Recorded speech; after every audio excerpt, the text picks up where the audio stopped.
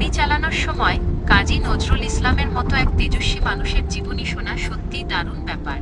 বিদ্রোহী কবি নজরুল ইসলাম 1899 সালে ভারতের পশ্চিমবঙ্গের চুরুলিয়া গ্রামে জন্মগ্রহণ করেন। ছোটবেলা থেকেই তার জীবন ছিল বৈচিত্র্যময়। অভাবের কারণে তাকে লেটো গানে যোগ দিতে হয়েছিল এবং রুটির দোকানেও কাজ করতে হয়েছিল। প্রথম বিশ্বযুদ্ধের সময় তিনি সেনাবাহিনীতে যোগ দেন এবং সেখান থেকেই তার সাহিত্য চর্চার নতুন দিগন্ত খুলে যায়। তিনি শুধু কবিই ছিলেন না, একাধারে ঔপন্যাসিক, নাট্যকার এবং সুরকারও ছিলেন। বিশেষ করে তার বিদ্রোহী কবিতা এবং নজরুলের গান বাঙালি সংস্কৃতিতে এক অনন্য স্থান দখল করে আছে।